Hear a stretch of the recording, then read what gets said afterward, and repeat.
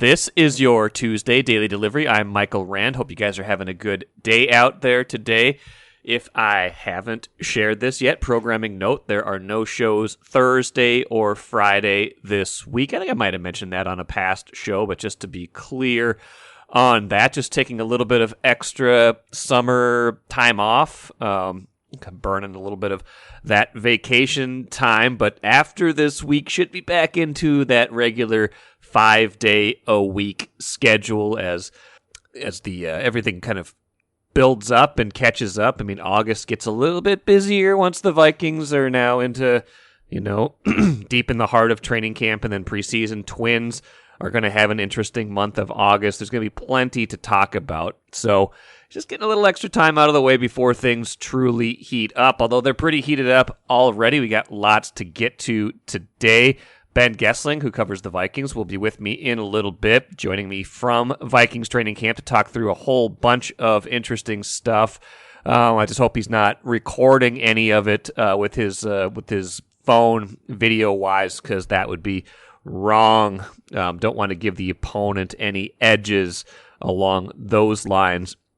Got to get to a Gophers basketball injury story as well. Some more bad luck for them with Isaiah Enan out for the season, joining Parker Fox with preseason injuries that are really going to test their depth, especially in the front court. But first, what did I miss? Twins here at the jump. Just had an interesting thought as I was, kind of following along with the game last night. We've talked plenty in the last, week, 2 weeks, trade deadline coming up. Twins lead in the AL Central, slipping, rising. This team flawed in a lot of ways. The pitching in July was terrible, second worst in the majors in terms of ERA. And then, so they get to August 1st, they're, gasping for air. They're, just a game up on Cleveland, 2 games up on Chicago going into the night, and they put Aaron Sanchez on the mound, a guy who's really his last good year was 2016, if I'm not mistaken. Someone who has a 5.31 ERA since 2016 when he was 15-2. He was an all-star that year. Ever since then, it's been downhill for him, but Twins desperate for pitching. So, on the day that everybody's making trades, talking about trades, Twins run Aaron Sanchez out there on the mound, a 30-year-old reclamation project who's struggled already at the major league level this year, did okay in St. Paul, and you're like, this is what they're doing. This is the best they've got to offer in the middle of a pennant race, and they can't hit at all in this game. Sanchez actually pitches pretty well, so that's a good omen for them. But they, he departs the game after 5 innings. Twins are down 2-0 to Detroit. You're like, this has got to be the beginning of the end, right? They're losing to Detroit, but get to the later innings. They manage to tie the game in the 8th inning, and they get to the 9th, and they waste all sorts of chances. They've got first and second, nobody out, and then Nick Gordon gets picked off third to end the inning, and it's like, okay, here we go again. This is just not a team that's going to compete in a meaningful way.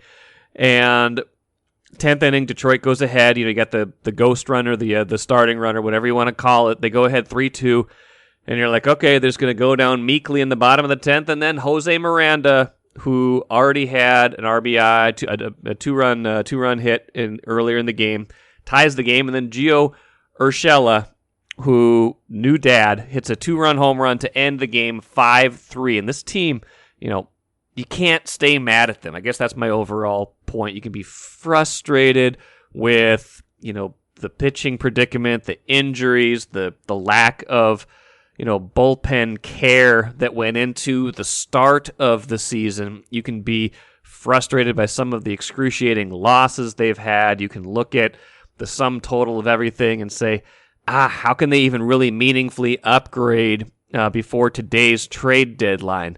What's hard to do is you can't stay mad at this team, because every time you try to say they're just not good enough, they're not going to get it done, they win a game like this, or they show you just enough, or they show you something where it's like, okay, this is improbable. They shouldn't win like this. They shouldn't get a start like that from Aaron Sanchez. They shouldn't be piecing it together like this. They, clutch hitting this is not sustainable, but they do things like this that just say, you know what? As frustrating as this team can be, as much as you might look at it and say, even if they won the division, could they even win in the playoffs? Could they even win a playoff game, break that 18-game streak? It's hard to stay down on this team for too long. And I guess that's the overall point I want to make today. Royce and I went through kind of the laundry list of why upgrades at the deadline probably aren't feasible or necessarily even smart. That was a lot of Monday's show. And I think Patrick's right. Like, this team could be in trouble as the years go on. They might not be. You don't know, because some of it depends on health and depends on further development. But in the right here, in the right now, with 60 games left in the regular season, they're still in first place, a game up on Cleveland. They gained a game on Chicago, which most people think is the team they're really going to have to fend off when everything comes down to the wire. They're 3 up on Chicago now. All 3 of those teams, by the way, 5-5 in their last 10 games. So just kind of holding steady. That's very AL Central of them. And I guess, like I said, the overall theme that I took from yesterday's game was, this is a team that you just can't stay mad at. You can't stay too frustrated with, because when the games are played, they find a way to win in fashions like this, and then everything is at least not forgotten, but forgiven to a certain degree. MGM Wine and Spirits is the choice for savings, service, and a great selection of spirits, pre-mixed cocktails, wines, and of course, ice-cold beers and hard seltzers. With over 30 locations throughout the Twin Cities and beyond, there's an MGM near you. Head to MGMWineandSpirits.com to find a convenient location in your area. Get social. Follow MGM on Facebook and Instagram for all the latest news and trends. Make great moments with MGM Wine and Spirits, your locally owned and operated choice for over 50 years. Save time, save money. Shop MGM. I am happy to have Ben Goessling on Daily Delivery today. Ben, of course, covers the Vikings for the Star Tribune, does a great job of it, and is smack dab in the middle of camp. Put on the pads today for the first time. No, you didn't, but they did on Monday. Wouldn't that be something if you showed up with pads today, Ben? Yeah, I mean, I would have to go find some pads that fit. I think that would be a bit of a surprise, though. We were standing close enough for that practice on Friday, I think it was at US Bank Stadium, that you kind of, the occasional moment where you fear for your life as players are coming running right at you. Like, probably wouldn't have been the worst thing in the world to have pads on in that setting. You are not as broad shouldered as someone like Brian O'Neill, but you could throw the pads on. Yeah, I mean, I think if it's it depends on who's hitting me. That's right. If it's a skill position player, I might be able to keep my feet under me. Ben, I have a question for you. Have you yourself been taking videos of practice and displaying them on social media? Because that seems like something Kevin O'Connell does not want people to do. Because while you're not a fan, Ben, we're all on the same team here. Yeah, I personally have not been taking video. It's never interested me that much to do video of practice. So I'm not really the person whom the new video policy probably affects the most. But yeah, we are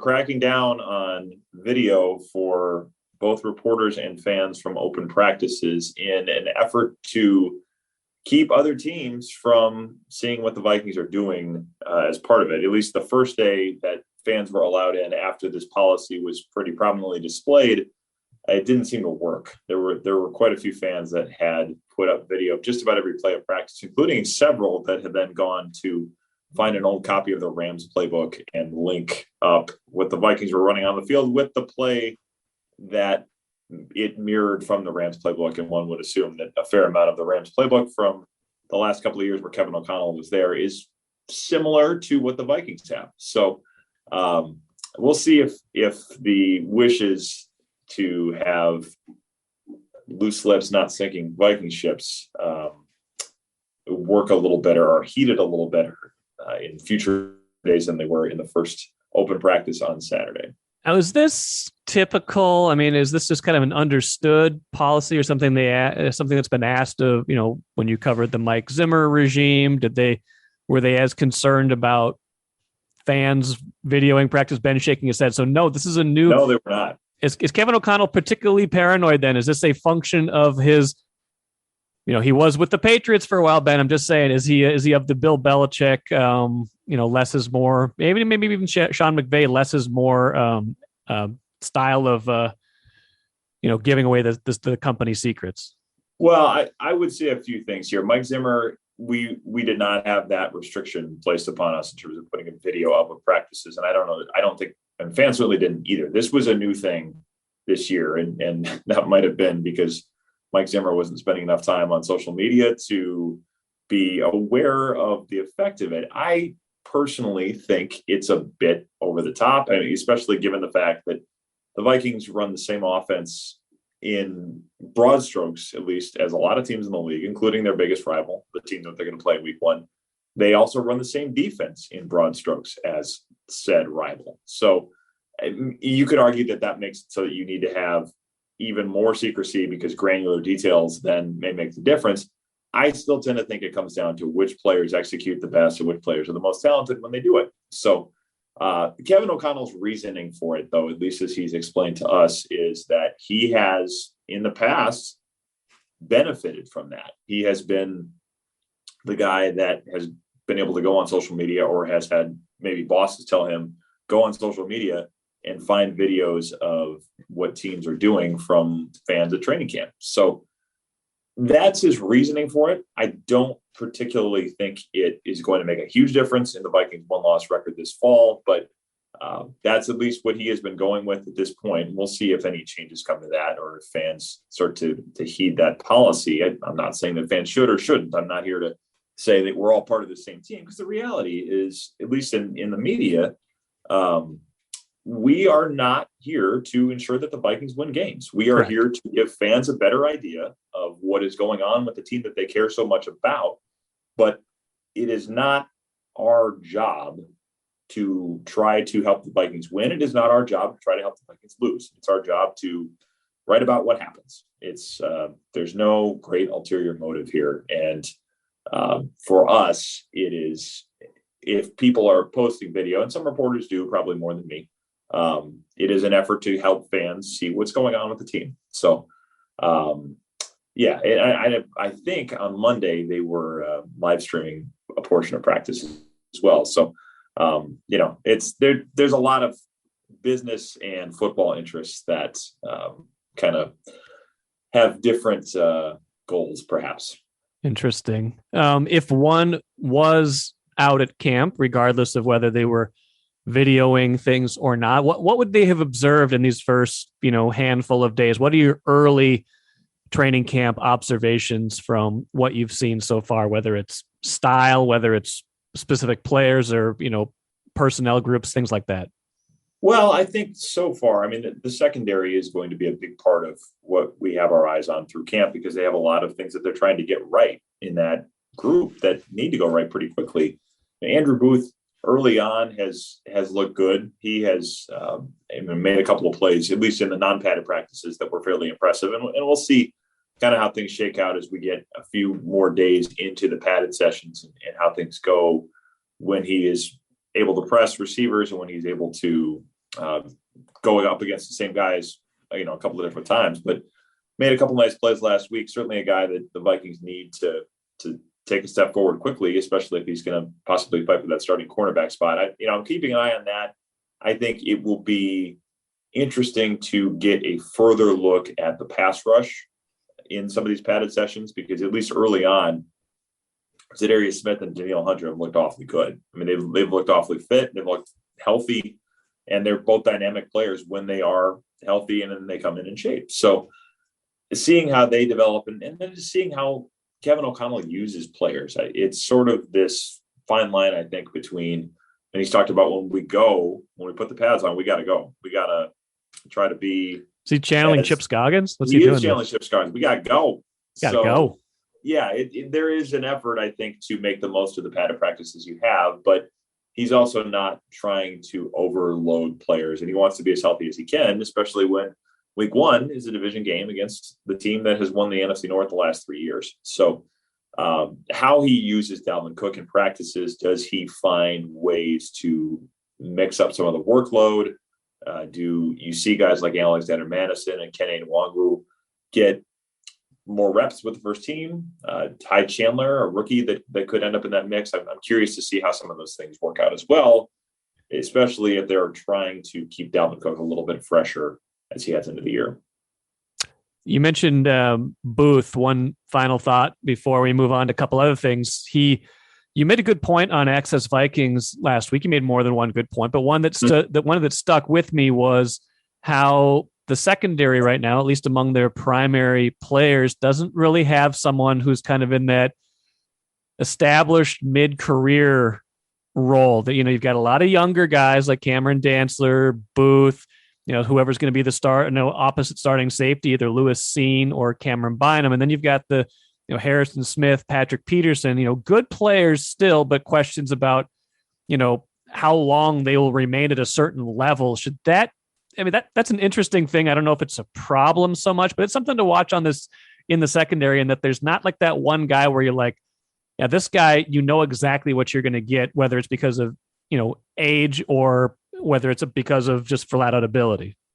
Yeah. I think whether it's a problem or not, we'll see, but it does become more incumbent on this coaching staff and some of these players to get everybody up to speed quickly. I think especially when you have a new defense, you're going to have more work to do to get a rookie or a third-year player that doesn't have a ton of snaps under his belt. Cameron Dantzler has a couple of portions of seasons, 10, 11 games, and has showed in those 2 seasons that he has some work to do in coverage. So you're going to have to get guys up to speed quickly. I think if it all works and you have a 23-year-old corner or 22-year-old corner, whatever it happens to be, that it gets it and is able to be here for a long time, that's great. You'd rather have a 23-year-old that gets it than a 27-year-old that gets it, because then you have more time. But there's no getting around the fact that position in the NFL, the learning curve's awfully steep, and you are going to have a really, really hard time being competitive if you can't cover over the course of a season. The quarterback slate they're facing probably isn't quite as tough as what we've seen in the last 2 years, but you start off with Aaron Rodgers. You're going to play your fair share of accomplished passers throughout the season. There are going to be coaches that take advantage of that secondary and its inexperience if that becomes a problem. So, it's one of those spots that I think being young is okay if you can develop, but the whether or not you can develop is, I think, the big question. And it puts a lot of work on everybody to get up to speed in time. I've written down, Ben, square peg, round hole problem. And by that, I mean, I'm wondering about the defense right now. And certainly that's been the bigger deficiency on this team, at least in terms of offense and defense in the last couple of years. They finished near the bottom of the league both those years. The offense was clearly ahead of the defense in a lot of individual games and overall. So switching to a 3-4 on its face makes a certain amount of sense. Like what you've been doing isn't working, so try something different. This is what O'Connell wants to run. This is what he's brought in. On the other hand, as you think about it and as you've seen players, a little bit so far and you've heard them talk, who should we be watching in particular on the defense as they transition to a 3-4? And in your estimation, how concerned should we be about, players who really haven't played much in a 3-4 figuring that out? Or is that a little bit overblown because of how often they'll actually be in that as a base formation?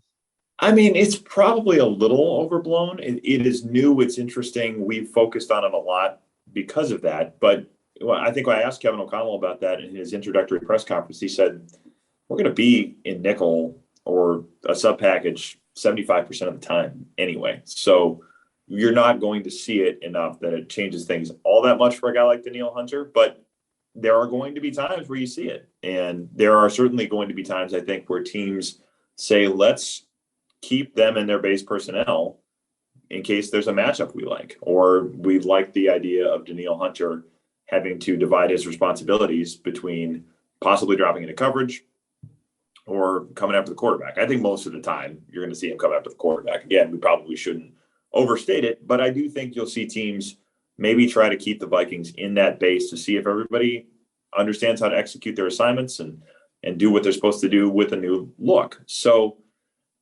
Hunter, I think the skill set is such that he can kind of do anything. I think he has the instincts, has the speed, certainly has the range to, I mean, if your hope is that he's Anthony Barr or what Anthony Barr could have been in a 3-4, I think there's a decent chance that happens. He certainly is better at beating a tackle than Anthony Barr ever was. And it's a different role, yes, but he has the length to change some of those throwing angles. I mean, you talk about this in basketball with guys being long and athletic, shout out David Kahn, but being able to change shot angles is part of what happens. And that was one of the things you'd always hear with Anthony Barr. I think Danielle Hunter gives you some of that, where trying to fit a ball around him is going to be difficult. I think he's fast enough, athletic enough to do it. But again, you have to see that happen in real time. So I think teams are going to try to test that a little bit early. We saw teams certainly pick on Anthony Barr early in his career, and I wouldn't be surprised if you see a little bit of that going forward. The other place that I'm curious about is defensive end, because you have two defensive tackles in Armon Watts and Dalvin Tomlinson that are probably going to start at those ends. And lining up as a 3 technique in a 4-3 is not that different than lining up as a 5 technique in a 3-4. I mean, you're shifting over a gap. It's not that big of a deal, but there is probably a little more of a hope that you can get some pass rush from those guys. I mean, the primary responsibility for that line is going to be, let's suck up blockers and make it so those linebackers can run and get a lot of our pass rush from that group. But you'd like to have a little bit of it from the front if you can get it. And I think seeing how those players adjust to that, a little bit more work probably setting the edge in some cases, depending on how teams, match the Vikings up, there's probably going to be a little bit of a learning curve there. I think overall, these are probably things that are on the margins more than, oh my gosh, this defense can't function with all of these players moving around. But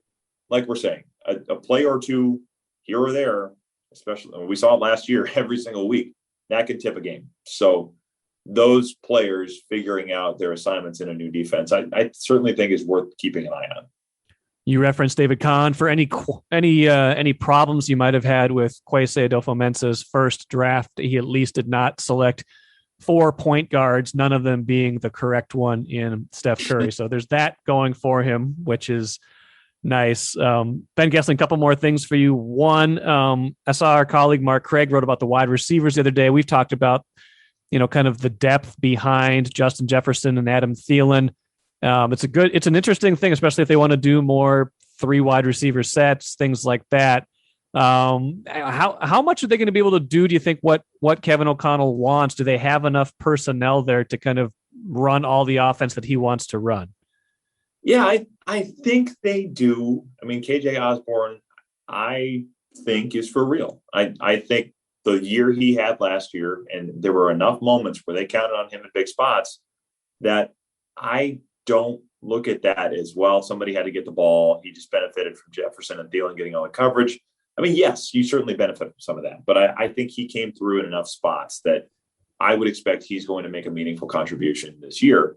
And then you've got a lot to figure out with the receivers beyond that. My big question is what happens at tight end, especially if Irv Smith gets hurt at any point. I don't know what they have beyond him in that group. Do you have somebody athletic enough to be a receiving target? Nick Muse would be the obvious option. He's a rookie. You got a lot to figure out with him, and you got a lot to figure out in terms of where you can use him, what kind of a role you can carve out for him. That would be the other spot I'd have a question. I think they will have enough to play 11 personnel a lot. I think they will find some ways to get CJ Ham on the field. I think they like him. I think they still see a role for him. And you've seen them in the last couple of years use 2 running backs more than 2 tight ends anyway. It's kind of been this shift from a lot of 12 personnel under Kevin Stefanski to a lot of 21, sometimes 22 personnel with the Kubiaks. So I think you'll see some of that continue. Ham, I think they like, Kyle Juszczyk is going to be here for joint practices in a couple of weeks. Ham probably is fit for that type of a role where he can do a lot of different things, not just be the thumper fullback that, of Tom Rathman, Mike Allstott. Tom Rathman, wow. Yeah, the guys with the neck rolls. It's a different position. It has to be at this point. But I think they'll find ways to use him. due to UCJ Ham. But my question is more, when they're not in 11 personnel, do they have enough depth at tight end if something should happen to Irv Smith? I think that's one area to keep an eye on. If you see any of those guys, Johnny Munt, Nick Muse, Zach Davidson, kind of show something in the preseason, that would be a big help to them, I think. Final thing, Ben, and we're still very early in camp. I don't know if the answer to this question changes at all, but just based on, just maybe sometimes camp gives you a general feel for what you think about a team's direction. As you think about the Vikings right now and kind of the variance of how this year could go, I'm trying to decide for myself right now, and I feel like I'm still leaning towards the better side of this. But if you had to pick right now, what's more likely, 7-10 or 10-7? Understanding that it could be anything, even above or below that. But if we're being realistic, probably going to fall in that range, like it has typically with Kirk Cousins as quarterback. What do you think at this moment? I guess I'm with you. I think I'd lean more towards the high side of that than 7-10. I base that on a couple of things. I think they are going to be better offensively. I do buy to some extent that this is going to be a better fit for Kirk Cousins in a lot of ways than it's been in the past. And he's been efficient. He's not been great. He's been efficient in the offenses of the past. And I think this setup, we've talked about it. I do think that matters for him. Having the relationship that he's going to have, I think, with Kevin O'Connell, I think will be helpful for him. So the offense, I expect, will be a little more efficient than it was. Maybe you're in the top 5 or 6 rather than 8, 10, 12, wherever they've been the last couple of years. The defense is still, I think, a big question. But the schedule, I think, sets up a little more favorably than what we've seen in the past. You're not looking at this gauntlet of these teams were in the playoffs last year. These teams all have established quarterbacks quite in the same way. I mean, if you think about it, after Rodgers, it's Jalen Hurts, then it's, I think, the Lions at home, and then it's the Saints, and their quarterback situation is not what it's been. And then you look at the Bears at home with Justin Fields coming in. So there's not this, and then it's, I think, down to Miami to face Tua, and then after that it's the bye. So I mean that's really your first few games of the year. It's not a slate that's going to punish you for being inexperienced on defense the same way that we might have seen with some of these schedules they faced in the past. It's not all of these quarterbacks that have all of the answers to the test, so to speak, and can decipher anything you're doing because they've seen every look known to mankind. I mean, you're getting that week 1, yes, but I don't think the schedule puts them in a spot where they're going to be up against it quite as much. And we've seen that in the past. And the team that I think of probably most benefiting from this is 2012, where they had a soft early schedule. They got some wins early. They got some confidence going. And over the course of that year, they started to say, we can play with a lot of these teams. Was that a great team? No, but it ended up winning 10 games. They won their last 4, including beating the Texans and the Packers, who were both division winners the last 2 weeks of that season to get into the playoffs. So that can happen. If a team gets hot, starts to feel itself a little bit, I think that can add up and help you out in the last half of the season when the schedule does get a little bit tougher. So I tend to still think 10-7. I think, well, I'd say this. I think that's possible. I think something in that range is possible. So we'll see how it goes. But I think there's enough that plays in their favor, at least in terms of the quality of the opponents. The travel schedule early is a little tough. Their first 3 road trips are their longest 3 of the year, basically. But you don't see Josh Allen until November. I think that's a big help. You don't see players like that quite as often early in the season. Yeah. One other schedule thing that I've mentioned probably way too much, but 9 home games, 7 true road games, and 1 neutral game in London. I mean, it's a weird little edge. You would think that the neutral game would come in a year maybe where you had 8-8 with the 1. So they've really got a schedule home and away advantage. Now, home field advantage maybe isn't what it used to be in any sport now with how travel works for a lot of these teams, and nobody has a super long flight to get to Minnesota, but it's a consideration at the very least. So yeah, I would agree with that. And I think the noise at US Bank Stadium is something of a factor. And not having to go to the Superdome when you get that neutral site game, I think that matters. the last two, having to play outside in the cold in Lambeau Field and Soldier Field is difficult, but they've shown in the past that they can, and we could talk about this as we get towards January, but the technology that these teams have to manage cold, we saw with the 49ers in the playoffs last year. That is not the same factor that it used to be. I think Soldier Field still has enough quirks that maybe that becomes a thing. But yeah, overall, I would agree that the fact that they have the 9 home games, that you don't have to go to the Superdome, those are little things. But again, we're talking about a team that may make its difference, playoffs or not, on the margins as part of the competitive rebuild. So, those things probably have a say in how it all turns out. Star Tribune, never in a competitive rebuild, always on top. Ben Goessling keeps us there. Appreciate it, sir. We'll talk again soon. Sounds good. Thanks, Mike.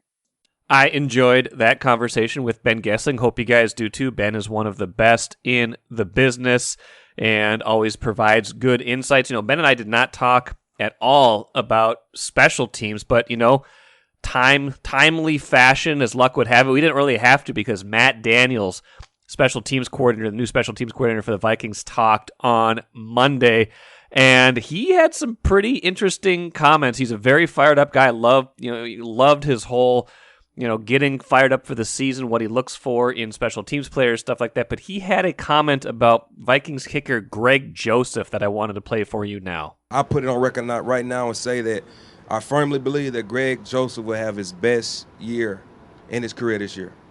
I'll put it out there right now. I'm sure of it. The way he finished up his summer, the way he prepared, and how he has come back and hit the football has been the best that I've seen him. I've only been around for 4 or 5 months, but he's been 90. I think he's missed 2 kicks out of 35 kicks that he had in 3 sessions that we've had, hitting it about 92, 93%.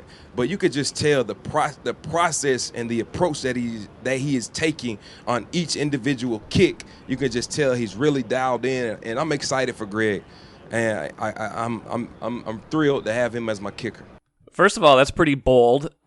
Second of all, for those of you Vikings fans who bear the scars of kicking woes past, you can look at this in one of 2 ways. One, you can say, wow, the special teams coordinator really likes Greg Joseph, who had a pretty good year last year, had some notable misses, but had a pretty good year last year.